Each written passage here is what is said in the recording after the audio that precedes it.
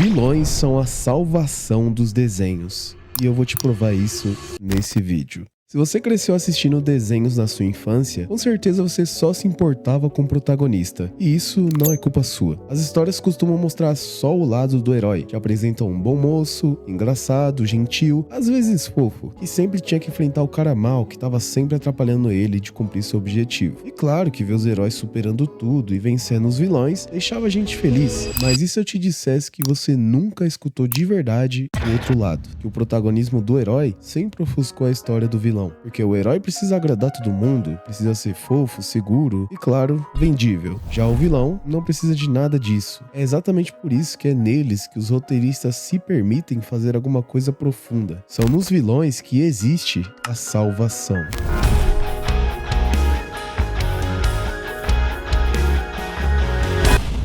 Eu sou o Cauã, seu youtuber favorito, e hoje eu vou te mostrar como a gente passou a entender mais os vilões com o tempo. E o mais importante, o que eles têm que os heróis não têm mais. Dito isso, bora pro vídeo. Se tem uma coisa que eu aprendi analisando os vilões mais marcantes, é que não existe uma fórmula única. Cada um deles carrega motivos completamente diferentes. Injustiça, trauma e alguns são só pura maldade mesmo.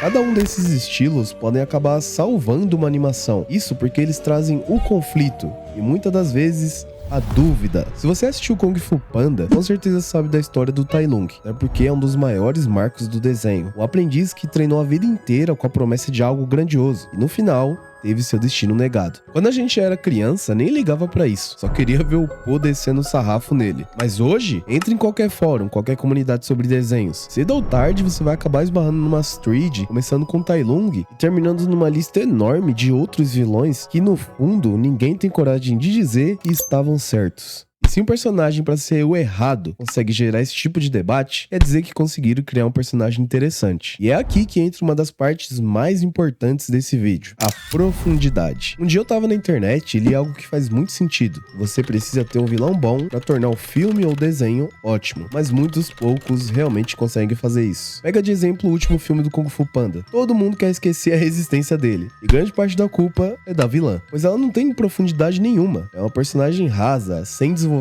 e com motivos totalmente clichê. Ai, falavam pra mim que eu sou tão baixinha. Mano, sério que isso vem de uma franquia com 3 filmes fodas, que nos 3 criaram vilões que até hoje são falados? Só de ver isso, a tese dos vilões faz cada vez mais sentido. E a prova disso é Gato de Botas 2. O Lobão da Morte, cara, foi tão marcante e tão bem escrito que deixou o filme incrível. Gato de Botas 2 foi o filme da DreamWorks mais famoso do Brasil. E adivinha? Grande parte do sucesso foi por conta do vilão. A Morte, além de ser uma presença do caralho, você até ficava com medo. Ela conseguiu passar uma mensagem muito foda pro herói e pra gente, e é valorizar a vida. E isso até me lembrou de uma experiência minha. Eu sempre falei que não temia a morte. Eu achava que no dia que chegasse a hora eu ficaria tranquilo. Mas depois que eu vi o filme, eu mudei totalmente de ideia. Eu percebi o quanto a vida é linda e que eu quero fazer muita coisa e viver muita coisa ainda. Então, pra mim, agora, a morte seria um desperdício. E sabe qual é a ironia de tudo isso? Não foi o herói que ensinou isso, pelo menos não inicialmente. Foi o vilão, entidade, antagonista, seja lá o que vocês quiserem definir. Isso mostra que às vezes os vilões só precisam ser enxergados de outra perspectiva.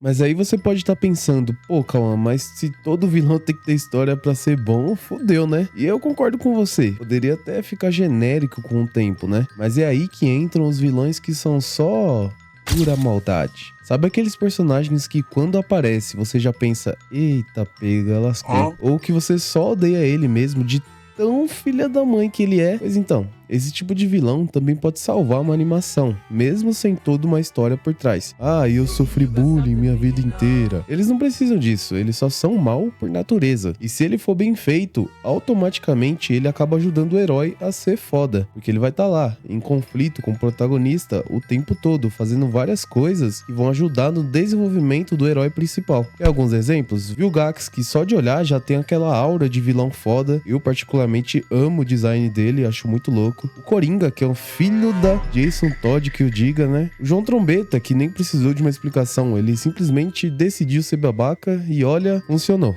O vilão bom não precisa de explicação, ele precisa de uma função, seja ela através de uma história profunda, como o Tai Lung, ou de pura maldade, como o Coringa. No fim, os dois só existem assim porque alguém teve liberdade pra criar eles desse jeito. Ah, Cauã, a gente já entendeu que os vilões fodas salvam as animações e desenhos, mas você tinha dito que eles roubaram algo dos heróis? Exatamente, meus lindos e lindinhas. E eu vou explicar agora a minha teoria. Todo mundo aqui sabe que o papel do herói é agradar e vencer, certo? E que o dos vilões é trazer essa vitória pra eles. Vendo tudo isso, eu comecei a pensar, e se os heróis viraram a parte comercial das indústrias e os vilões ficaram com a história? Para pra pensar comigo. A grande maioria das empresas criam personagens com a intenção de vender brinquedos. Se eles não estiverem cumprindo com esse objetivo, é considerado uma falha. E foi exatamente assim que a gente perdeu os Jovens Titãs original. Dito isso, dá pra gente imaginar que os mocinhos viraram meio que o rosto das empresas, feito para agradar todos os públicos, especialmente crianças. Então muitas das vezes isso pode acabar influenciando na hora de criar o herói, tanto na parte de design, personalidade e história. Já os vilões são meio lado B. Eu não acho que esperem que eles vendam mais que um herói. Você acha que as crianças vão querer mais o quê? O panda fofinho e o gatinho de botas? Ou o fudendo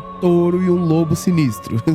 Pois então. Então acaba que os vilões têm mais liberdade criativa na hora da criação, tanto em design, personalidade e história. Justamente por eles não serem o foco do filme e terem menos restrições. E é exatamente por isso que a Camaleoa saiu do jeito que saiu. Ela ia ter mais profundidade, mas em algum momento da produção, alguém decidiu que não valia o risco. Já o Lobo teve a liberdade que ela não teve. Ninguém segurou a mão de quem escreveu ele. E o resultado, bom, tá aí na tela. E aí fica a pergunta, será que essa liberdade que sobrou pros vilões é só meio que um acidente de mercado? Ou será que, sem querer, a indústria criou um lugar secreto pra guardar tudo que ela tinha medo de perder? Bom, a verdade é que com o tempo a gente aprendeu a apreciar os vilões, tanto por eles retratarem bem a realidade, quanto por serem os únicos que ainda têm aquela essência de antigamente. Chega até a soar irônico, aqueles que foram criados para serem odiados, hoje em dia são nossos heróis. E é exatamente por isso que os vilões são a salvação dos desenhos. Se você gostou do vídeo, deixa o seu like e inscrição no canal. Se quer mais vídeo polêmico, clica nesse vídeo aqui do lado que tá muito bom. Bom, eu vou ficando por aqui, um grande abraço e